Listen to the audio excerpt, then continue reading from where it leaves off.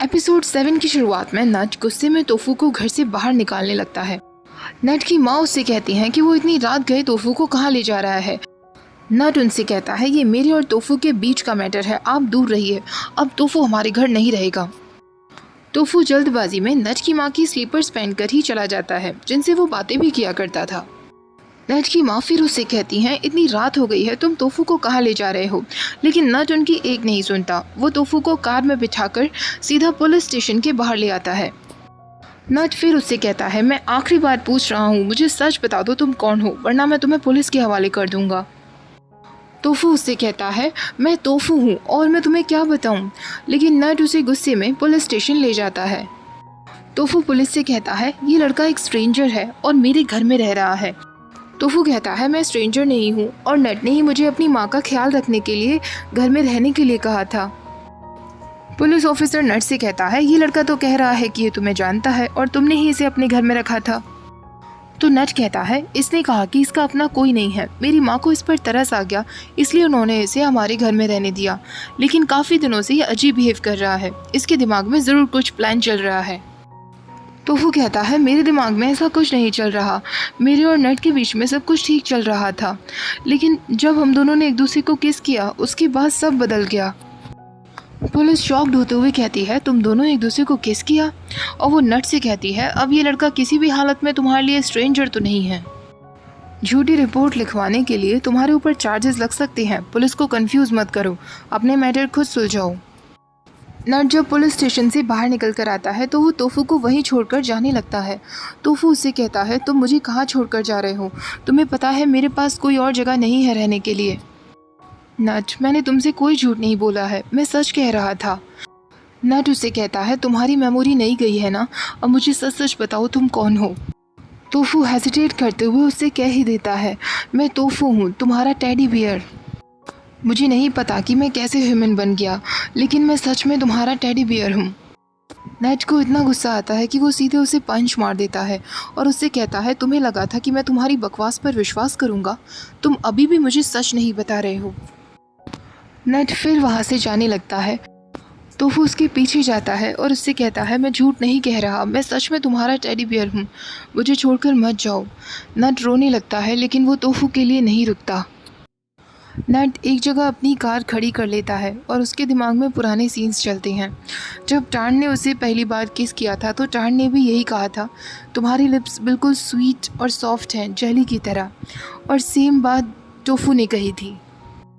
नट रोने लगता है और वहीं बैठ जाता है। तोफू भी नट का इंतज़ार कर रहा था। तभी राइट स्लीपर उससे कहती है नट अब नहीं आने वाला है, तुम जाकर लेफ़्ट स्लीपर को ढूंढो। नट जब तोफू को ज़बरदस्ती पुलिस स्टेशन ले जा रहा था तो उसने लेफ़्ट स्लीपर कहीं गिरा दी थी। वो हर जगह ढूंढने लगता है लेकिन उसे लेफ़्ट स्लीपर नहीं मिलती। तभी वहाँ गैन उसे लेने के लिए आ जाता है। गैन नट की माँ को कॉल करके कहता है आप चिंता मत करिए, तोफू मेरे साथ है। नट की माँ उसे थैंक्स बोलती हैं। गैन तोफू से पूछता है तुमने ऐसा क्या कर दिया जो नट तुमसे इतना नाराज़ हो गया। तो तोफू उससे कहता है हमारे बीच ऐसा कुछ नहीं हुआ था, बस हमने एक दूसरे को किस किया था। तभी गैन के पेरेंट्स वहाँ आ जाते हैं। गैन उनसे कहता है ये तोफू है, ये नट के घर पे रहता है, आज रात ये हमारे साथ ही रहेगा। नट ने गुस्से में आकर इसे घर से बाहर कर दिया है। गैन की माँ उससे कहती हैं तुम्हें चोट लगी है, मैं तुम्हारे लिए फर्स्ट एड बॉक्स लेकर आती हूँ। गैन के डैड तोफू से कहते हैं मैं नट को तब से जानता हूँ जब वो बच्चा था। उसके डैड मिलिट्री एकेडमी में मेरे क्लासमेट थे, वो अक्सर नट को वहाँ लेकर आया करते थे। तो तोफू उनसे कहता है नट के डैड कैसे थे। गैन के डैड कहते हैं वो काफ़ी सीरियस और डिटरमाइंड टाइप के थे, वो नट को भी एकेडमी ज्वाइन करवाना चाहते थे।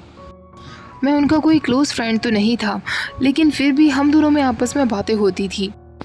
ऐसा नहीं था कि वो अपनी फैमिली से प्यार नहीं करते थे, लेकिन अपनी फैमिली से प्यार करने का उनका तरीका अलग था। वो चाहते थे कि नट वही करे जो वो करते आए हैं। गैन कहता है नट मुझे हमेशा बताता था उसके फादर बहुत स्ट्रिक्ट थे। गैन का डैड कहता है क्योंकि शायद नट मिलिट्री में नहीं जाना चाहता था, ये बात उसके फादर को समझनी चाहिए थी। मैंने कभी नहीं चाहा कि गैन मेरी तरह मिलिट्री में जाए या अपनी माँ की तरह डॉक्टर बने। हमने हमेशा चाहा है कि गैन वही करे जिसमें वो खुश रहे। गैन अचानक से अपनी माँ के गले लग जाता है। ये देखकर तोफू सोचने लगता है काश नट की फैमिली भी इतनी अंडरस्टैंडिंग होती। नट घर जाने के बाद बार बार एक बुक को देख रहा था जिस पर बी विद यू लिखा हुआ था। तोफू जब गैन के साथ होता है, गैन को सॉन्ग का मैसेज आता है कि वो क्या कर रहा है। गैन उसे जानबूझकर चढ़ाने के लिए कह देता है कि मैं किसी के साथ हूँ। तोफू अचानक गैन से पूछता है क्या नट मुझे अब कभी घर वापस नहीं लेकर जाएगा। तो गैन उससे कहता है ऐसा नहीं है, वो थोड़ा नाराज़ होगा और कंफ्यूज्ड भी। उसे तुमसे हाई होप्स रही होंगी और शायद किसी बात को लेकर तो तुमने उसे निराश किया है, पर जैसे ही उसका गुस्सा शांत हो जाएगा तो वो खुद तुम्हें लेने आ जाएगा। मैं उससे बात करूँगा, चिंता मत करो। नेट अकेले बैठा सब कुछ सोच रहा था। जिस तरह टार्न ने उसे पास्ट में बचाया था, ठीक उसी तरह तोफू ने भी उसे बचाया। तोफू ने उसके लिए जला हुआ पोक बनाया जो केवल टार्न ही बनाकर लाता था। नट बार बार उस जगह को देख रहा था जहाँ उसका टेडी बियर रखा हुआ था। जब वो ड्रॉर चेक करता है तो उसमें टेडी बियर का स्कार्फ रखा हुआ था। नट एक बार फिर से सोच में पड़ जाता है। वो ये सारी बातें गैन को बताता है तो गैन उससे कहता है तुम्हें सच में लगता है कि टोफू एक टेडी बियर है। नट उससे कहता है कौन ऐसी फालतू बात पर विश्वास करेगा। मुझे बस ऐसा लगता है कि टोफू का उससे कुछ ना कुछ तो लेना देना है। टोफू हर बार मुझे टान की याद क्यों दिला रहा है। गैन उससे कहता है इस पूरी दुनिया में दो लोग एक जैसी थिंकिंग वाले नहीं हो सकते क्या पता टोफू वही बुक्स रीड करता हो, वही म्यूजिक सुनता हो जो टान सुना करता था, इसलिए उन दोनों की थिंकिंग मैच होती है और इसीलिए वो सारे शब्द उसने तुमसे कह दिए। तो नट उससे कहता है लेकिन उसने बिल्कुल वही शब्द कहे, बिल्कुल एग्जैक्ट वही शब्द जो टान ने मुझसे कहे थे। गैन उससे कहता है तो तुम्हें क्या लगता है तुम्हारे एक्स ने उसे यहाँ भेजा है ताकि वो तुम्हारे टेडी बियर को चुरा ले? उसकी जगह अब टोफू तुमसे प्यार करे। क्या तुम्हें ये सारे क्वेश्चंस के आंसर मिल सकते हैं? नहीं मिल सकते ना। तो फिर उस क्वेश्चन पर ध्यान दो जो इस वक्त मैटर करता है। क्या तुम्हें अपनी लाइफ में टोफू चाहिए या नहीं? नट फिर उसे देखता रह जाता है। सॉन्ग जब गैन के घर आता है तो उसे टोफू वहाँ मिलता है। टोफू सॉन्ग से उसकी एक मदद मांगता है। सॉन्ग टोफू को नट के घर लेकर आता है और उससे कहता है क्या प्यार है तुम्हारा, नट ने तुम्हें घर से बाहर निकाल दिया फिर भी तुम उसकी माँ का ख्याल रखना चाहते हो। तो टोफू उससे कहता है मैंने नट से हमेशा प्रॉमिस किया था कि मैं उसकी माँ का ख्याल रखूँगा, तो मैं अपना प्रॉमिस निभाऊँगा। जब वो घर वापस आता है तो वो राइट स्लीपर से कहता है तुम चिंता मत करो, मैं लेफ्ट स्लीपर को ज़रूर ढूंढ लूँगा। तभी वो नट की माँ को देखता है जो अपना सैन और सिमिन का फोटोग्राफ देख रही थी। तो वो उनसे पूछता है क्या आपको मिस्टर सिमिन याद आ गए हैं, आप मुझसे इस बारे में बात करना चाहेंगी? नट की माँ उसे अपने साथ बैठने के लिए कहती हैं तो टोफू उनसे कहता है आज मैं आपको एक सीक्रेट बताता हूँ। आजकल मैं एक बुरा सपना देख रहा था जिसमें मैं एक मॉन्स्टर को देखता था, लेकिन उस बुरे सपने को देखने के बाद भी जब मैं सुबह उठता था तो मैं बहुत खुश होता था, ये सोचकर कि वो एक सपना था जो बीत चुका है। वो मॉन्स्टर मुझे हर्ट नहीं कर सकता और जब मैं अच्छा सपना देखता हूँ तब भी मैं हमेशा पूरे दिन खुश रहता हूँ। नेट की माँ उससे कहती हैं जब तुम्हें अच्छे सपने आते हैं तो क्या तुम्हारा मन नहीं करता कि तुम फिर से सो जाओ जिससे वो सपना कंटिन्यू हो सके? तो टोफू उससे कहता है बिल्कुल नहीं, क्योंकि मेरे पास रियल लाइफ में आप हैं, नट है, जिनका मैं ख्याल रखना चाहता हूँ। अगर मैं सो जाऊँगा तो फिर मैं ये सब मिस कर दूँगा ना। कभी हमें अच्छे सपने आते हैं तो कभी हमें बुरे सपने आते हैं, लेकिन रियलिटी तो यही है ना कि हमें जागना होता है। नेट की माँ उस फोटोग्राफ को देख रही थी और वो समझ गई थी कि टोफू उससे क्या कहना चाह रहा है। सैन जब हॉस्पिटल में टान के पास था तो पास्ट का एक सीन वो सोच रहा था जिसमें वो अपने भाई सिमिन से कह रहा था मैं ना के लिए कुछ पैसे उधार लेने वाला हूँ। ना नट की माँ का नाम था। सैन कहता है मैं ना के ग्रैंड मदर के मेडिकल बिल्स और उसके घर के लिए पे करना चाहता हूँ। सिमिन उससे कहता है क्या तुम पागल हो गए हो, उसकी ग्रैंड मदर वैसे भी उसे छोड़कर चली जाएंगी, लास्ट में सब कुछ ना को ही स्ट्रगल करना होगा। सैन उससे कहता है ना को सफ़र करना होगा या तुम अपनी बात कर रहे हो? क्या मुझे नहीं दिख रहा तुम क्या करने की कोशिश कर रहे हो? तुम हमेशा ये दिखाते हो कि तुम मुझसे बेटर हो, लेकिन इस बार नहीं। ना मुझसे प्यार करती है, मैं तुम्हें और ना दोनों को प्रूफ करके रहूँगा कि मैं उसका ख्याल रख सकता हूँ। तभी हॉस्पिटल में नर्स वहाँ आ जाती है। वो सैन को वहाँ से बाहर जाने के लिए कहती है। सैन जब बाहर जाता है तो उसे ऐसा लगता है कि कोई तो है जो उसका पीछा कर रहा है। पुलिस ऑफिसर टान के घर में तलाशी कर रहा था। तब उसे टान की एक फ़ोटोग्राफ दिखाई देती है जिसमें एक लड़का था, पर उस लड़के ने अपने फेस पर एक बुक छुपाई हुई थी। उस बुक पर बी विद यू लिखा हुआ था। तभी एक पुलिसमैन आकर उसे बताता है, टान के घर में हमें ब्लड के कुछ स्टेन मिले हैं, ऐसा लगता है खून वहाँ से साफ़ किया गया है। तो वो ऑफिसर कहता है, इसका मतलब टान पर यहाँ भी हमला हुआ होगा। उसका अंकल सैन हमसे कुछ ना कुछ तो छुपा रहा है, पर जब तक हमारे पास सबूत नहीं हम उसे अरेस्ट नहीं कर सकते।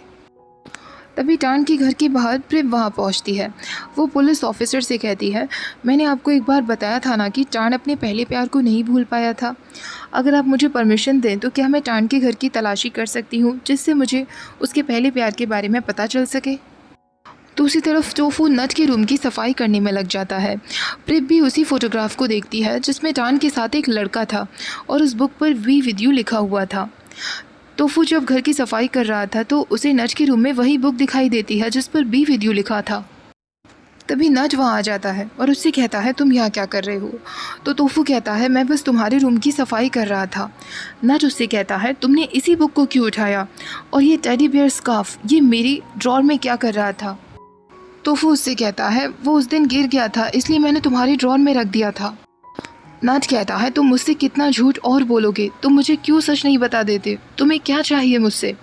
गैन और सॉन्ग उसे शांत कराने की कोशिश करते हैं। तभी नट टोफू से कहता है, तुम्हें उसने भेजा है ना? तुम्हें उसने ही मेरे पास भेजा है, अभी के अभी मुझे जवाब दो। तो टोफू उससे कहता है, जिस इंसान की तुम बात कर रहे हो तुम उससे ही क्यों नहीं पूछ लेते? मैं खुद जानना चाहता हूँ कि मुझे यहाँ किसने भेजा है। मैं तुमसे कई बार कह चुका हूँ कि मैं इस बारे में कुछ नहीं जानता, पर तुम्हें मेरी बात पर विश्वास नहीं है। मैं बस यहाँ रहना चाहता था ताकि मैं तुम्हारा ख्याल रख सकूँ, तुम्हारी मदर का ख्याल रख सकूँ, पर अगर तुम मुझे नहीं चाहते तो मैं यहाँ से चला जाऊँगा। ऐसा कहकर टोफू वहाँ से जाने लगता है। नट की माँ तुरंत उसके पीछे जाती है और उससे पूछती है, तुम सच में जा रहे हो? मैं नहीं चाहती कि तुम हमें छोड़ कर जाओ। तो टोफू उससे कहता है, अगर आपको मेरी याद आए तो आप मुझे कॉल कर लेना। वो खून चाय से कहता है, नट की माँ का ख्याल रखना। तभी नट की माँ उससे कहती है, पर तुम जाओगे कहाँ? तो सॉन्ग कहता है, वो मेरे साथ चला जाएगा। मैं अकेला रहता हूँ और डैड को भी टोफू के हमारे साथ रहने से कोई प्रॉब्लम नहीं होगी। टोफू सॉन्ग के साथ आ जाता है। तभी उसे लेफ़्ट स्लीपर के बारे में याद आता है और वो सॉन्ग से कहता है, क्या तुम मेरे साथ एक स्लीपर को ढूंढने में मदद कर सकते हो? सॉन्ग उसकी मदद के लिए तैयार हो जाता है। गैन नट से कह रहा था, ये बात सच है कि टोफू के पास्ट के बारे में हमें कुछ नहीं पता, लेकिन जितने दिन वो तुम्हारे साथ रहा है उसने तुम्हें कभी हर्ट नहीं किया, बल्कि हमेशा तुम्हारा ख्याल रखता आया है। क्या तुम सच में उसे ऐसे ही छोड़ दोगे? अगर तुम सच में उसे अपनी लाइफ में वापस नहीं चाहते तो मैं उसे किसी ऐसी जगह छोड़ाऊँगा जहाँ वो खुश रह सके। तुम भूल जाना कि टोफू कभी भी तुम्हारी लाइफ में आया था और फिर से वही लाइफ जीना जब टोफू तुम्हारे साथ नहीं था। सॉन्ग और टोफू को वो स्लीपर नहीं मिल रही थी तो सॉन्ग उससे कहता है, क्या वो इतनी ज़रूरी है? मैं तुम्हारे लिए नहीं खरीदूँगा अगर तुम्हारे पास मनी नहीं है तो। टोफू उससे कहता है, नहीं मुझे वही चाहिए, वो स्लीपर मेरे लिए एक फ्रेंड की तरह है। तभी वो दोनों देखते हैं कि एक डॉग के मुंह में वो लेफ़्ट स्लीपर लगी हुई थी जो टोफू उसे चिल्लाकर कह रही थी, टोफू प्लीज़ मेरी जान बचाओ। टोफू तुरंत उस डॉग के पीछे भागने लगता है। सॉन्ग भी उसके पीछे पीछे जाता है। टोफू अचानक से किसी के घर में आ जाता है जहाँ उनके कपड़े सूख रहे थे। वो अचानक से फिसलता है जिस वजह से उसके हाथ में काफ़ी सारी ब्रास आ जाती हैं। वहाँ की सारी औरतें इकट्ठी हो जाती हैं और वो उसे कोई परवर्ट समझने लगती हैं। वो आपस में कहती हैं, इसे तुरंत पुलिस के हवाले कर देना चाहिए, ये हमारी ब्रास चुराने के लिए आया था। तभी सॉन्ग वहाँ पहुँचता है, उन लोगों को समझाने की कोशिश करता है, लेकिन वो सब टोफू को पुलिस के हवाले ले जाने लगती हैं। तभी वहाँ से जान गुजर रही थी जो ये सब देख लेती है। वो आसपास की औरतों से पूछती है तो वो सब उसे बता देते हैं कि टोफू क्या कर रहा था। जान जब घर पहुँचती है तो नट गैन के साथ बाहर खड़ा हुआ था। जान उसे टोफू के बारे में सारी बातें बता देती है। वो सारी औरतें टोफू को जब पुलिस स्टेशन लेकर पहुंचती हैं तो पुलिस उससे कहती है, तुम तो वही हो ना, कल रात एक लड़का तुम्हें लेकर आया था क्योंकि तुमने उसे किस किया था। टोफू कहता है, मेरी कोई गलती नहीं है, इन लोगों को गलतफहमी हुई है, मैं कब से समझा रहा हूँ पर ये नहीं समझ रही हैं। तभी एक पुलिस ऑफिसर आकर कहता है, इसकी बेल हो चुकी है, इसे जाने दीजिए। जो भी कुछ हुआ वो एक गलतफहमी थी, इसकी कोई गलती नहीं थी। कुछ टाइम बाद नट गैन के साथ वहाँ पहुँचता है। गैन कहता है, हम उस लड़के की बेल कराने आए हैं जो वुमेन ब्रा चुराने के केस में अंदर हुआ है। तो वो पुलिस ऑफिसर कहता है, अच्छा वो लड़का, लेकिन उसकी तो बेल हो चुकी है। सॉन्ग अपने डैड से कह रहा था, डैड आप सही समय पर पहुंच गए, वरना वो लोग तो तोफू को जेल में ही डाल देते। तो उसका डैड कहता है, सिक्योरिटी कैमरा से साफ पता चल रहा था कि तोफू की कोई गलती नहीं थी, इसलिए मैं उसे अपने साथ ले आया। तोफू सॉन्ग के डैड को उसकी बेल कराने के लिए थैंक्स कहता है। नट जब घर पहुंचता है तो जान उससे कहती है, तोफू को जेल हो गई क्या? तुम्हें एक बार अच्छे से उसकी जांच पड़ताल करनी चाहिए थी, उसे अपना बॉयफ्रेंड, मेरा मतलब है अपनी माँ का केयर टेकर बनाने से पहले। इतना इनोसेंट लड़का दिखता था, किसने सोचा था कि वो परवर्ट निकलेगा। लेकिन नट उसे पूरी तरीके से इग्नोर करता है। तभी गैन कहता है, मिस जैन आप काफ़ी लोनली दिखाई दे रही हैं, ऐसा लग रहा है कि आपके पास कोई दोस्त नहीं है जिनसे आप बातें कर सकें। नट ने बताया कि आपका हस्बैंड भी आपसे मिलने तक के लिए नहीं आता, इसीलिए आप दूसरों के मैटर्स में ज़्यादा ही बोलने लग जाती हैं। प्लीज़ अपने काम पर ध्यान दीजिए। दूसरी तरफ सैन को हॉस्पिटल में लगता है कि कोई फिर से उसे पीछा कर रहा है। सैन चालाकी से उसे पकड़ लेता है और उससे कहता है, कौन हो तुम और क्यों मेरा पीछा कर रहे हो? लेकिन सैन जब उसका फेस देखता है तो शॉक्ड रह जाता है।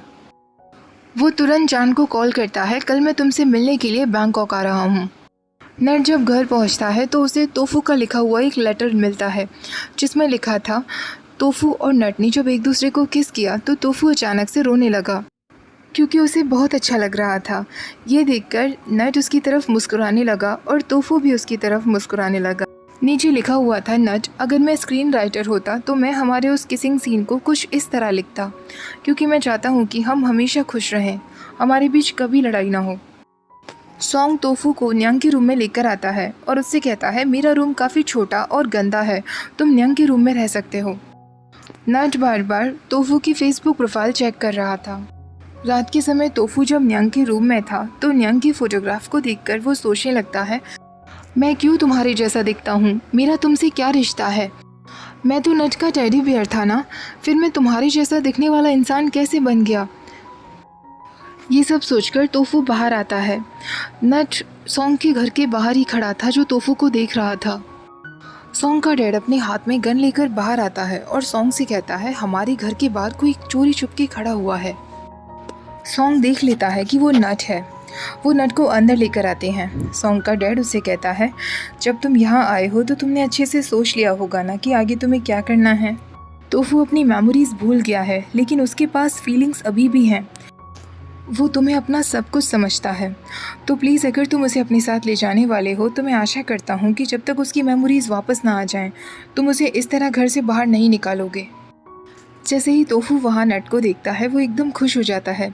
नट उससे कहता है, मेरे साथ घर चलो। जब दोनों रास्ते में होते हैं तो नट उससे कहता है, मैंने घर पर अकेले रहकर सोचा कि आखिरकार मैं क्या चाहता हूँ, और मैंने सोच लिया है, इस वक्त मैं तुम्हारे साथ रहना चाहता हूँ। बहुत सारी बातें ऐसी हैं जिस वजह से तुम्हारी आइडेंटिटी को लेकर मैं अभी भी थोड़ा सस्पिशियस रहूँगा, लेकिन प्लीज़ मेरे साथ थोड़ा पेशेंट रहना। मैं प्रॉमिस करता हूँ अब मैं इस तरह तुम्हें घर से बाहर कभी नहीं निकालूंगा। ये बात सच है कि तुम मुझे उस इंसान की बहुत याद दिलाते हो, पर अब मैं उसके बारे में कभी मेंशन नहीं करूँगा। पर मैं उसे भूल भी नहीं सकता, क्योंकि उसके साथ मैंने बहुत अच्छी यादें बिताई हैं, वो भी उस समय में जब मेरे साथ कोई नहीं था। लेकिन वो पास्ट था, मेरे लिए प्रेजेंट अब तुम हो, और मैं तुम्हें वो बनने के लिए कभी फोर्स नहीं करूँगा, क्योंकि तुम हो। ये सुनकर तोफू मुस्कुराता है और उससे कहता है, मैं हमेशा तुम्हारा ख्याल रखूँगा। मुझे पता है कि मेरी आइडेंटिटी को लेकर तुम्हें मुझ पर शक होता है, लेकिन मैं प्रॉमिस करता हूँ आज तक मैंने जो भी कुछ किया है वो सब मैंने अपने सिंसियर दिल से किया है। मैं हमेशा तुम्हारे लिए सिंसियर रहा हूँ और आगे भी रहूँगा। ये सुनकर नट तुरंत उसे गले लगा लेता है। जब दोनों घर आते हैं तो तोफू अपने रूम में जाने लगता है। नट उससे कहता है, क्या तुम कुछ भूल नहीं रहे हो? और वो स्क्रिप्ट लेकर आता है जो तोफू ने लिखी थी। वो तोफू से कहता है, हमें अभी ये सीन भी तो करना है ना? लेकिन तोफू अचानक से शॉक्ड हो जाता है और नट से कहता है, मुझे कुछ फील नहीं हो रहा है नट। नट गुस्से में उससे कहता है, तुम्हें खुश करना इतना मुश्किल क्यों है? अब जाओ अपने रूम में, मेरा मूड नहीं है अब। तोफू मुस्कुराने लगता है, लेकिन वो नट के रूम के बाहर ही खड़ा रहता है। नट भी अपने वॉल के पास ही खड़ा रहता है और यहीं पर यह एपिसोड ख़त्म हो जाता है।